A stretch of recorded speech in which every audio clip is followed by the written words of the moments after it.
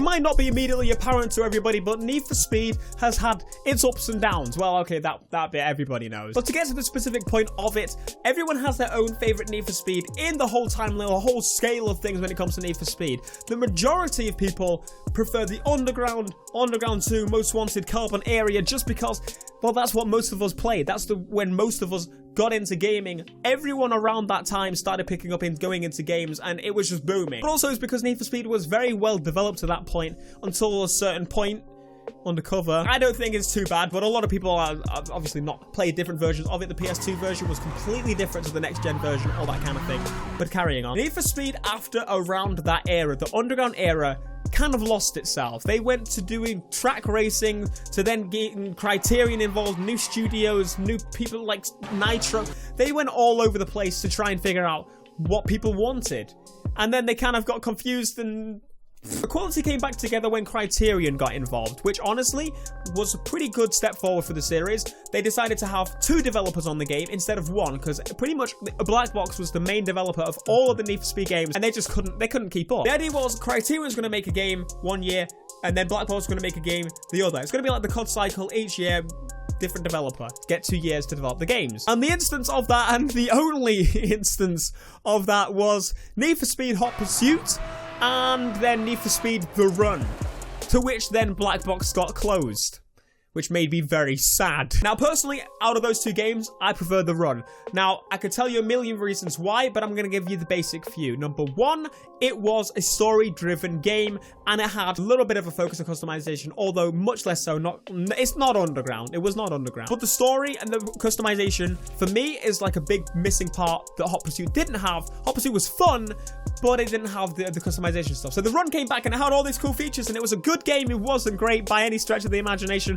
And then Black Box got closed. There's a deeper story behind this, and I'm going to give you the rundown version of it. To my knowledge, this is how it went down. In the exact same space of time, Black Box was working on 3 games: Need for Speed World, Skate 3, and The Run. So they had a lot in there. They had a lot to hold on to. They had a lot to create at that time. And because of their poor doings on pretty much across all those games, they shut them down. They got rid of them. They spread them across EA. They've been flung everywhere. And Black Box basically was no more, which was like one of the worst points of the series, just because of the fact that they now had no direction and no idea what to do. In comes Most Wanted 2012. Now, we've already covered Most Wanted 2012 in being that I don't like it.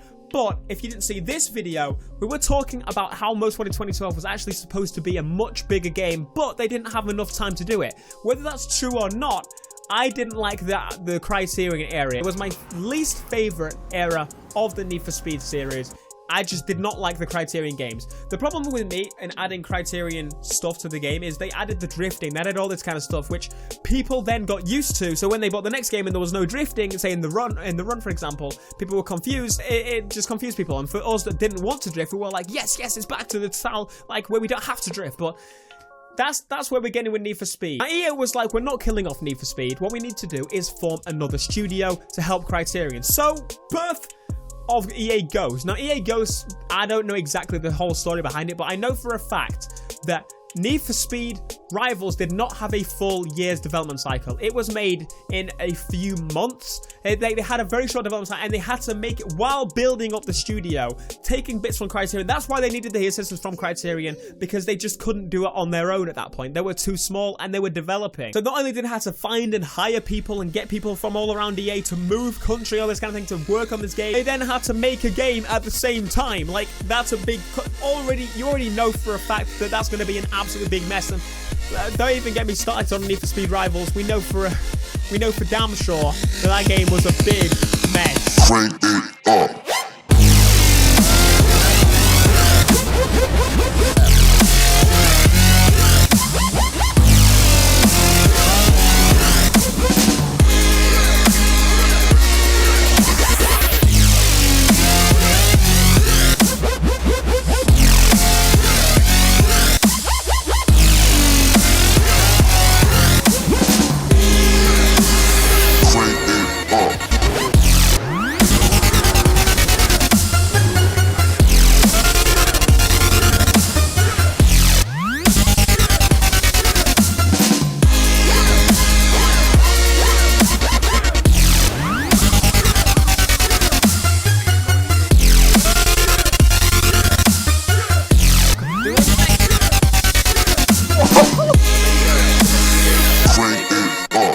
That was the time in where I'd had enough.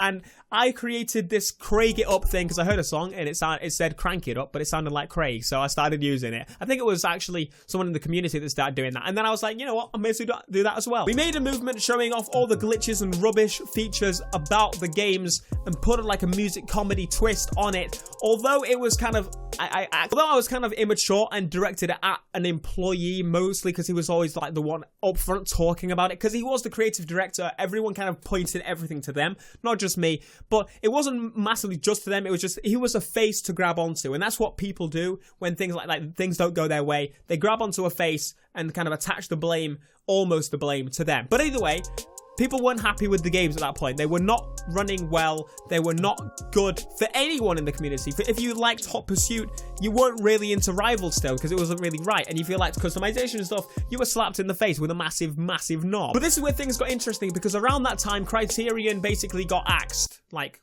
pretty much totally. Ghost UK was formed from some of the people, and now Ghost have like 3 studios. I don't know exactly when 3 studios were a thing, but Need for Speed 2015, they took some time off to develop this next title, and they had listened.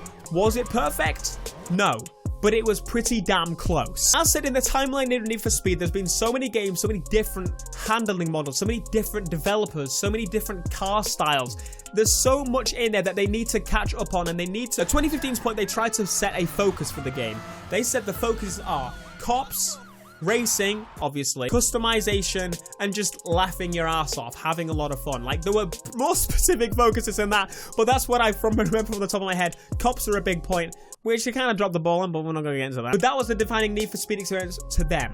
But they also needed to make it accessible and have a handling model that you can learn. Now, this is the hardest thing when it comes to making games. In my racing games, in my opinion, they need a good handling model, but they need depth. So in the timeline, again, some people preferred Shift, which I think the handling's gone onto Project Cars, and you already know what I think about that. We've got Underground Era, which love the stability. We've got the Run people that like the Run. The Run is pretty much attached to the Underground Era, I'd say. And then we've got people that want the drifting, like Hot Pursuit 2010 and Hot Pursuit 2010. Oh, and Most Wanted 2012. Some people like that handling model. Absolute strange people. No, seriously, jokes aside, everyone in that timeline has their own favorite. Mine, personally, Underground Area. I don't want to drift.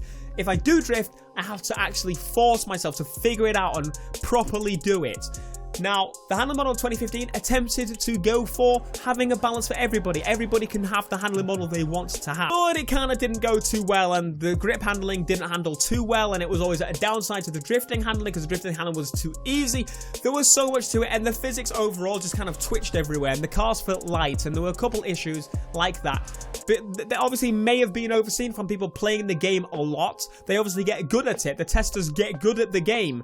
So they needed to figure out like what to do with the handling, and that's what they did when they released the Hot Rod. The Hot Rod actually has a new handling model, if you didn't know that already. This is completely like scrapping the old model, and this is pretty much, this is the base of what they wanted to do with the future games. And I'm going to tell you now, moving on to the next game. I know there's going to be a lot of people in the comments and on whatever website, I don't care, going to say that I'm just lying on my teeth, that I'm paid by EA, all this absolute bollocks. But I still to this day say Rivals is trash. Most Wanted 2012 is trash. Do you think EA would pay me for saying that? Anyway, to the point, mini rant over. With the next game, I'm going to sit down here and say, I've said it already, the next game is going to have, in my opinion, from what I have tried, and we only tried normal stock handling pretty much, so baseline race handling, which means brake to drift is on, okay? I don't like brake to drift, but I'm going to tell you, everything feels so much better. Remember that random twitch and on rails feeling?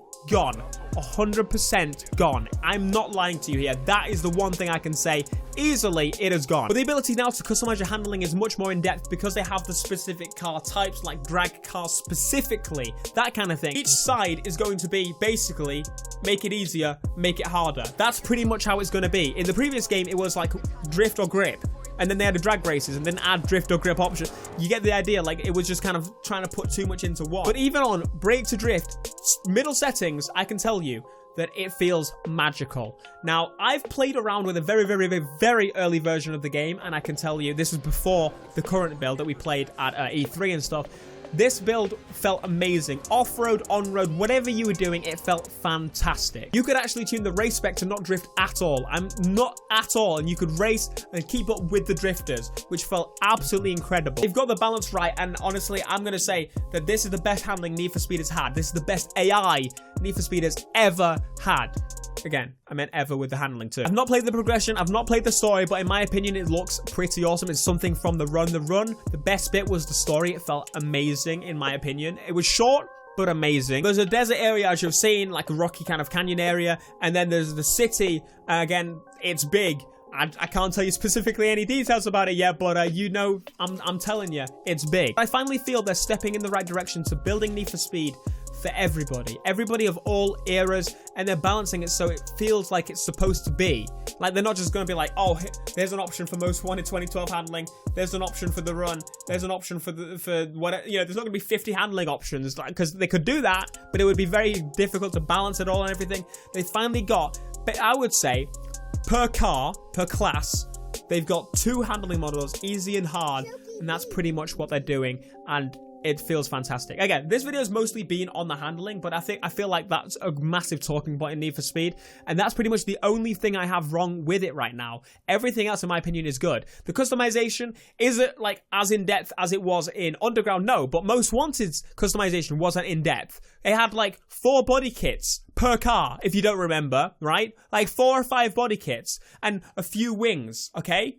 Does anyone remember that? Yeah, we had auto sculpt in Carbon. The argument with auto sculpt is everybody puts it on the low or max. There's no in between. What's the point? Just make those 2 parts instead. They're also trying to focus on real parts rather than having lots of made ones. But at the same time, this time they're probably adding some more made ones themselves. But I've spoken long enough about this video. Need for Speed, in my opinion, is in the right direction to progress. They've seen competition, they know for a fact that they need to do better, and they are trying for us, and that's why I've changed my mind on it. I started the whole Craig It Up movement, and I feel like I almost had part of changing Need for Speed, and I'm pretty sure you guys did as well. You in the comments of every Need for Speed video that I make, they make, whoever on Twitter talking to Need for Speed, whatever you do, I can promise you, Ghost, listen. They really do, and I know it firsthand, because rivals. Anyway, be sure, my friends, to leave a massive like if you enjoyed this style of video. I thought I'd try something a little bit different here. Let me know. Thank you so much for watching this video, and I will see you guys in the next video. Also, I'm wearing the shirt in where Jesse Wellens, is it Wellens, messed up. You know what I mean. I am here to talk about Need for Speed Payback. I really should have turned round and been like, yo, or like face palmed or something, because I might have been like semi-famous from that. Until next time, guys, peace.